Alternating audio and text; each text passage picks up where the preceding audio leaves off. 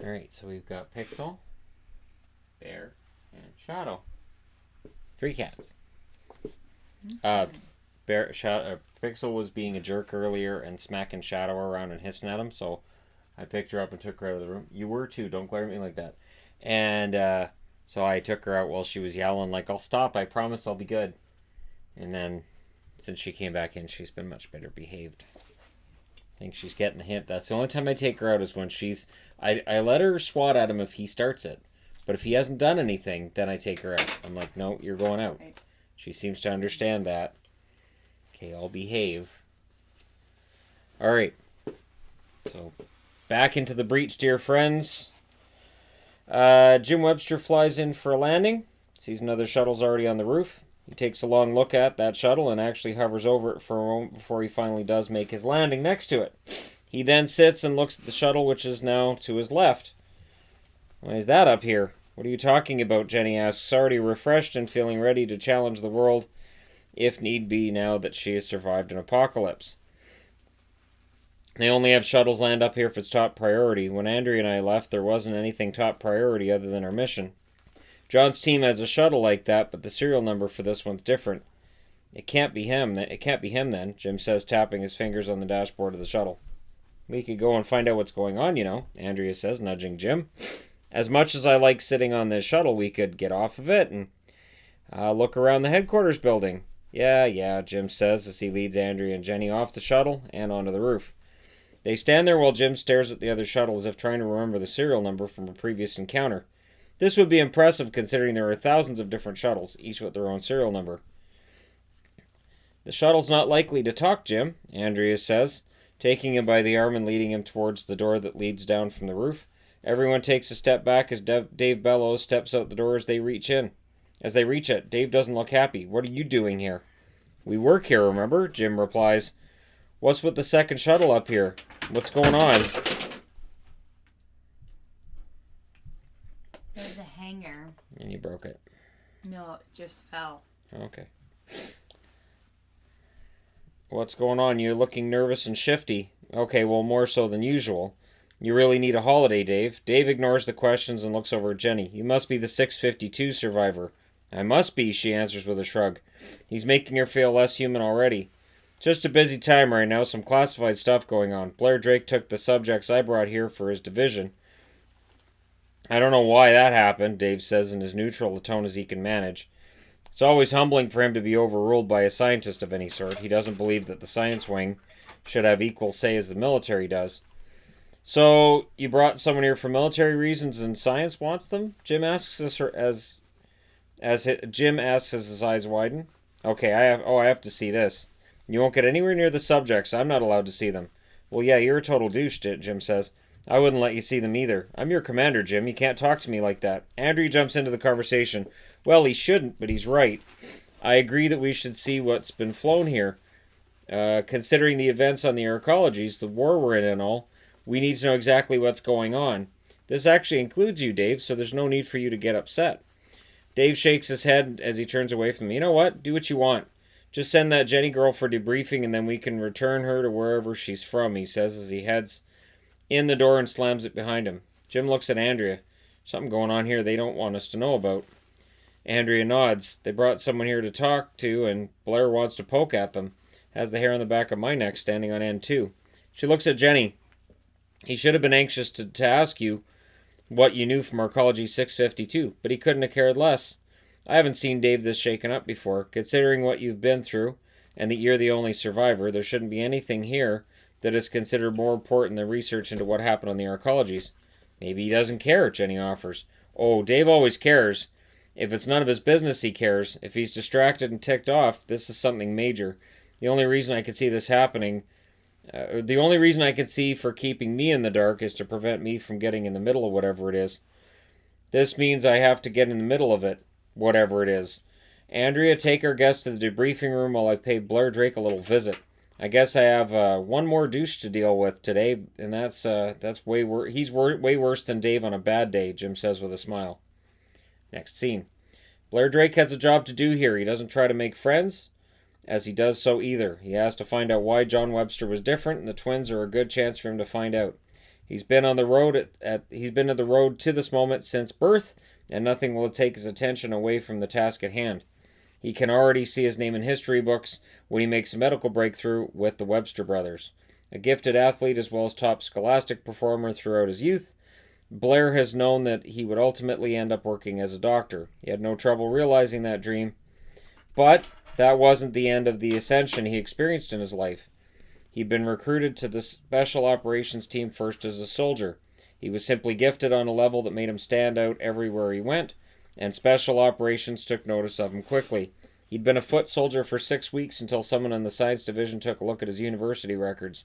Once they saw those results, they felt he was too important and intelligent to risk on the front lines. He was quickly placed in this facility, and he then moved his way to the top by being the best at what he does.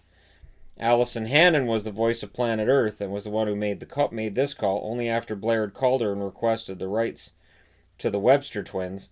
Blair knew he had her in his back pocket, and that military commander Dave Bellows hated this reality. Blair was getting good at people who mattered to take his Blair was good at getting people who mattered to take his side, which definitely been a major positive in his career thus far.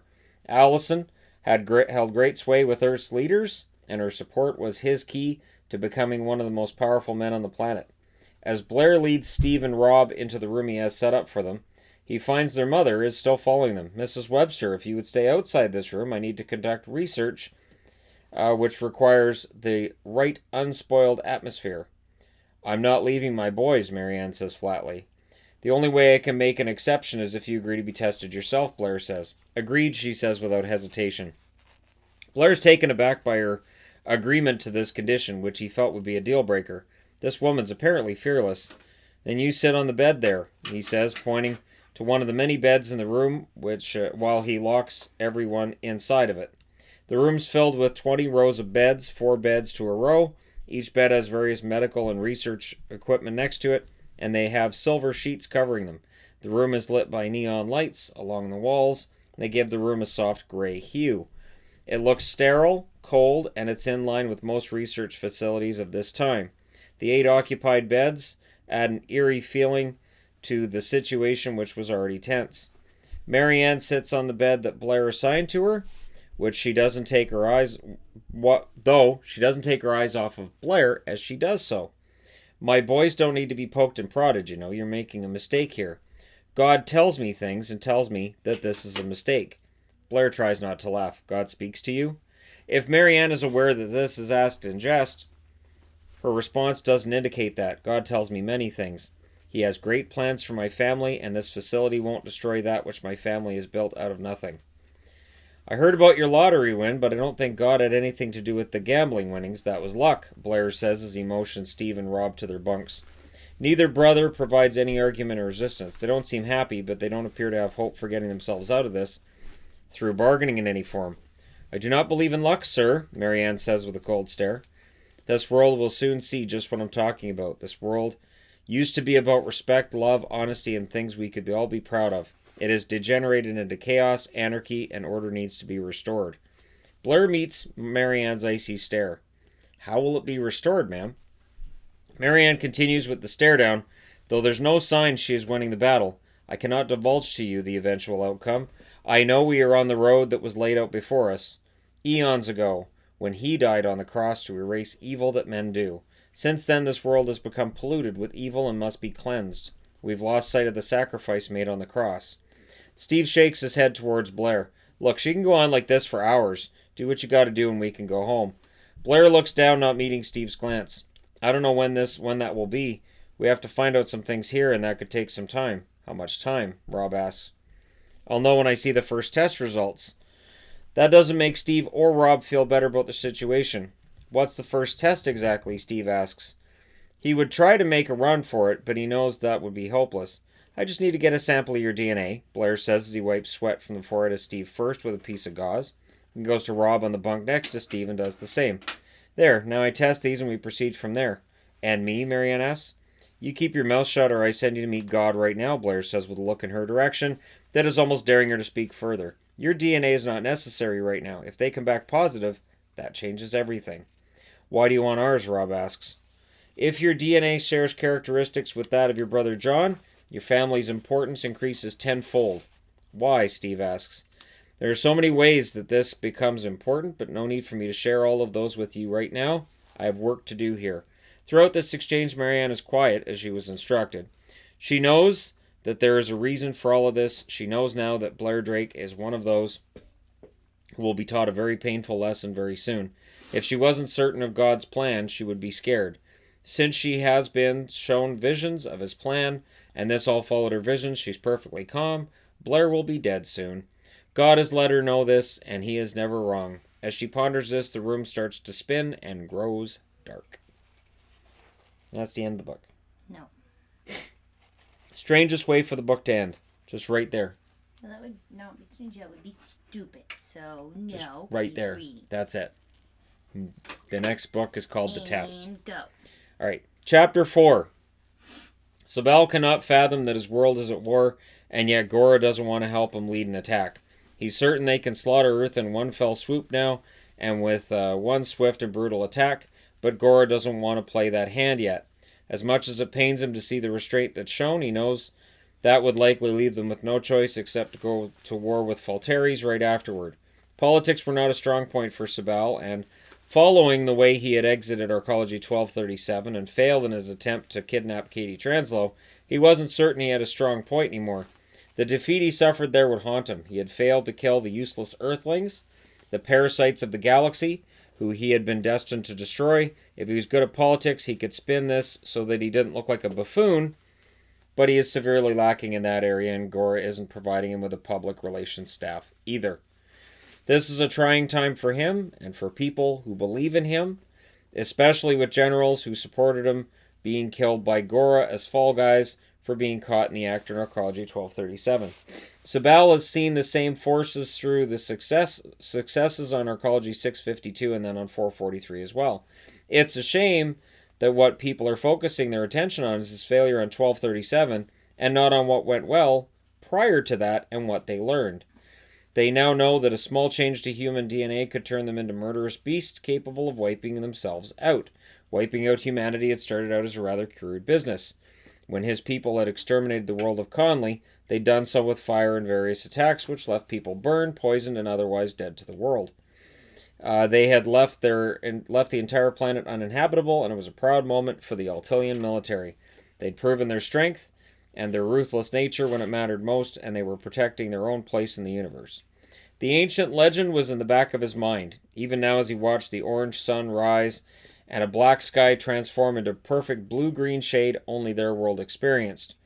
The legend was one religious types had brought forward centuries ago. It was widely believed, though it was also widely ridiculed as being impossible by the less religious among their kind.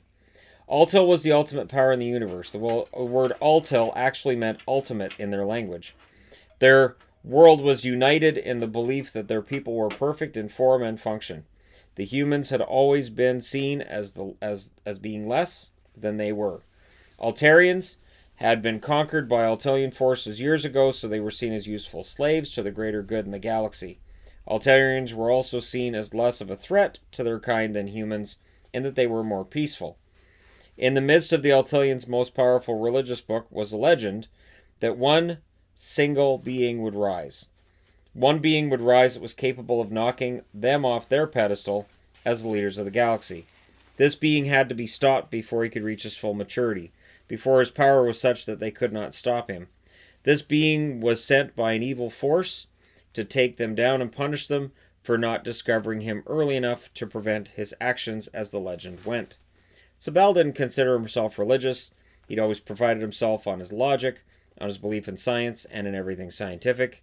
That had been shattered when he had seen John Webster get free of a device that no human could, and this was after discovering John's DNA was different than that of humans he'd studied before. It wasn't possible that John was the being of legend. There was no way for one Earthling to bring Altil to its knees. Indeed, it was a matter that Sabal could have put to rest if he had simply pulled the trigger and killed them all when he had the chance. John Webster, Mike Translow, and the annoying cop Carissa Dahl. Sabal could have saved himself a lot of grief and looked like a hero to his people if he'd done the right thing and just shot first. There was no single being who could take Altel away from their rightful place in the galaxy.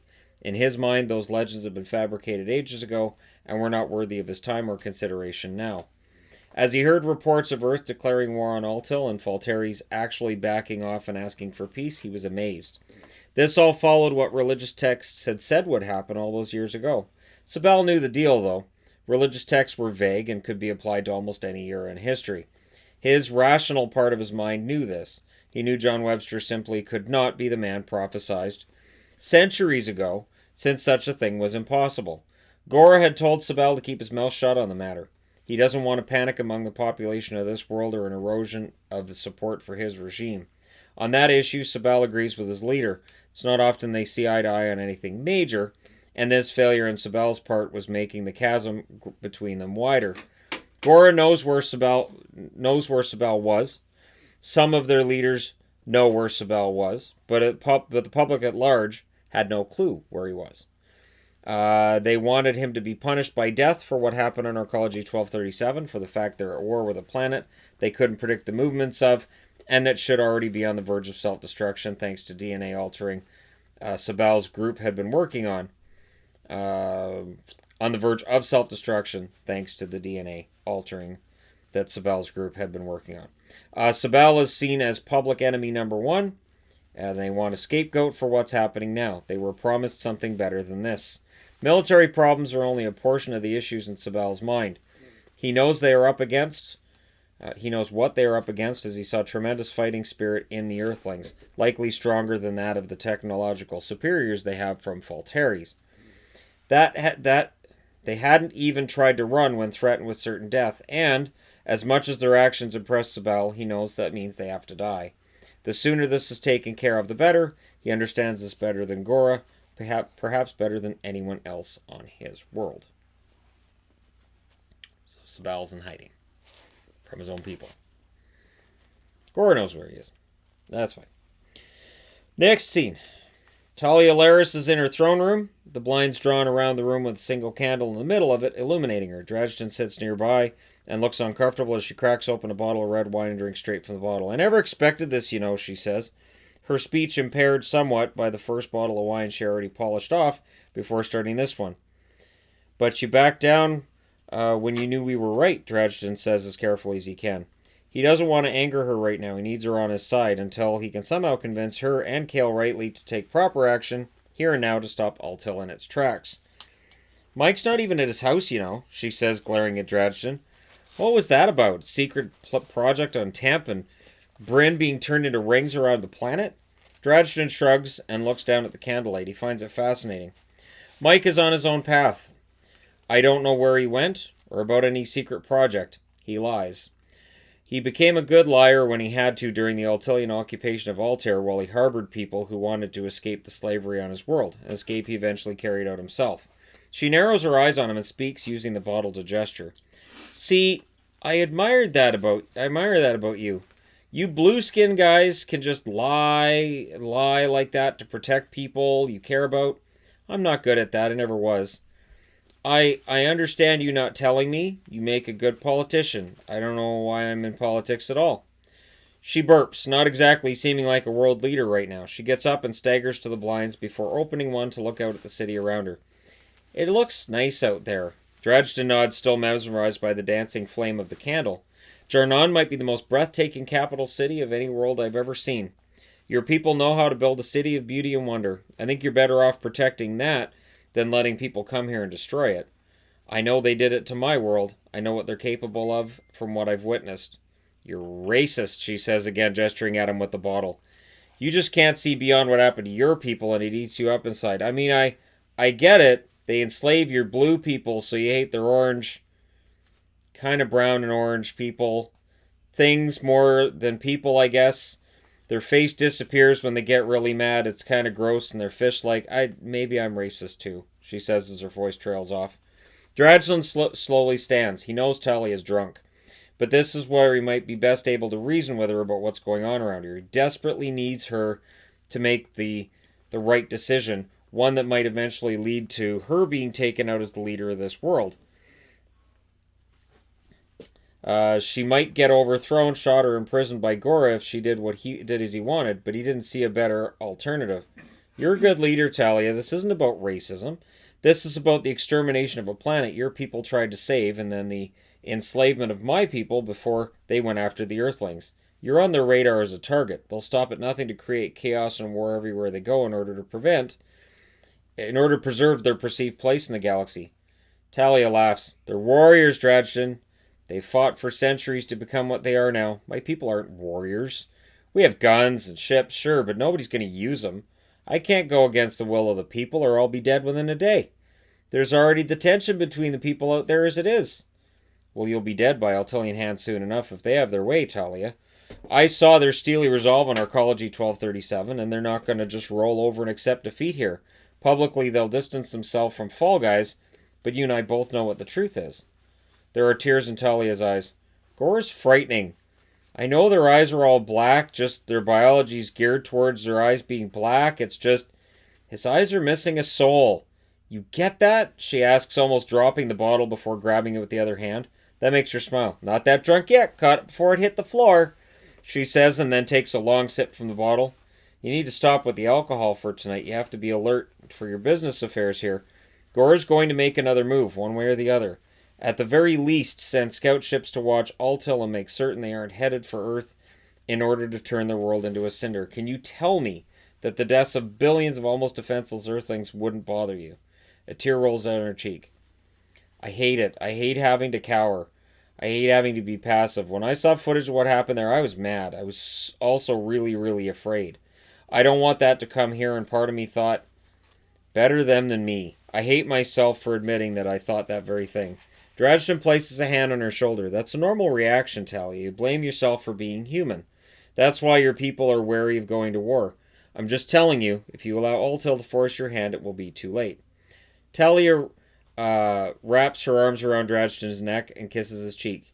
Can you stay with me for tonight, she asks. Oh boy. Drajdun looks for the door. And that's the end of that scene. So. The oh boy makes me think of Quantum Leap. Well, okay, yeah. Oh boy. Yeah, it's that same kind of I gotta get out of here. Oh boy. How am I gonna get out of here? Alright, that's nice human. We're not the same species, so you nice human. So here you go. And all the characters are in their respective places, and Drajdun is trying to convince a very drunk Talia to change her mind. And she's understandably nervous about it because she knows what they can do. So, yeah, there you go. Yvonne's still making balaclavas. And they're balaclavas, right? No, they're surgical caps. It's the same thing. They're not even... No. They could all be Batman. Why don't you make balaclavas? That'd be great. We could turn all doctors into Batman. Think about it. No, that wouldn't work very well because they have to change their masks. But if they're Batman... Balaclavas, they get... See, but Batman doesn't... It's not...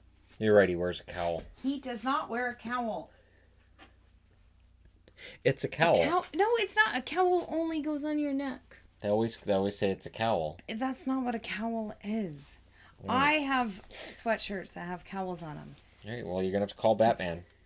He doesn't wear a cowl. You're going to have to talk to Batman. He doesn't wear a cowl. Yeah, It's not what a cowl is. She's going to offend Batman. I'm not having anything to do with it. I wouldn't offend Batman. That is really bright. I'm turning this down. That's how bright I have it during the day. That's how bright it has to be during the day because it has to counter the sunlight out that window. Right, but the sun has gone down. Yeah, and I don't adjust it as much. I was glowing. Well, I was going to because I'm the creator. I create the videos and I created the book, and as the creator, whatever. You never appreciate my creative power. And now you're yawning at my creative power. Oh, I appreciate you. Okay, that's enough of that. All right, so I appreciate you plenty. There we go. So Tuesday's okay. Knock it off. Tuesday reading is done. Is it Tuesday? I think so. Okay. Does it matter? Like does a day of the week even matter anymore? You know, that's why we kind of have the little schedule for the live streams, so it's kind of know what days of the week it is. Otherwise, it kind of just goes all out the window. It's a weekend. What's What a are you weekend? doing? Just What was that? stretching. Uh-huh. Not reaching up for that, were you? No, just stretching. Yes, I understand. I know you were just stretching, weren't you? Stretching towards the ceiling? Well, yeah, you don't stretch towards the floor. You stay away from those. You want to be a cat in here, you got to obey my rules. It's my She'd room. rather be a dog in here, but It's my rule, so I tell her if she wants to be a kitty, because these are the two kitties, if she wants to be adopted into the family of kitties, she has to obey the rules. adopted into the family of Kitty. Why does she not count now? Are She's you not their telling sister. her that she doesn't I'm count? telling her if she wants to be their sister, she has to start obeying the Pretty rules. sure after this many years, they're sisters. They're not sisters. Pretty sure. You seen the way they growl at each other? And then I have to move the boards all the time because when Pixel's here, when Pixel's here, Bear stalks her. Like each other. So Bear will stalk her, and then I have to tell Bear to knock it off, and then she starts growling and going after Bear, so I tell her to knock it off. Okay, just because they're sisters doesn't mean they like each other. It's not how that works. You can absolutely not like your sister. Be nice. Well, there's certain rules in this room that they have to obey if they're going to be in this room, because I don't want to be doing videos and have Pixel picking fights with these two, especially when they're sleeping. So that little look you're giving me there, that's got to stop that. Oh knock my that off. gosh. Okay, knock that off. I'd just like to say this is totally exhausting. I know. I told you to take it easy. So exhausting. How many more of those do you have to do? Oh my gosh. I haven't even counted how many this is. Last I counted, I still had to do 80. 80? Yeah. Wow. All right. So that's what she's doing every day. And all day. And yeah. So stay safe out there. Don't forget to let me know in the comment section below what you thought of the reading of tonight's book. I'll make sure it says Into the Void Volume 4 or Volume 2 on this one because it said Volume 4 on the... Volume 4, right? Yeah, no, and we're not doing Volume 4 yet. We're only at Volume 2. I will not do 4 until we've done 3. So, yeah. We're going to do them in chronological order. Nice. Well, scatological order, but it's something like that. All right. So there you go. Don't forget to hit like and subscribe if for some baffling reason this is the first video on this channel you've stumbled across. And yeah, thank you guys so much for all your support, especially at this time while we're all kind of at home. All of this other wonderful stuff. And yeah. It's the zombie apocalypse. Zombie apocalypse time. So thank you guys so much once again, and I will talk to you very soon.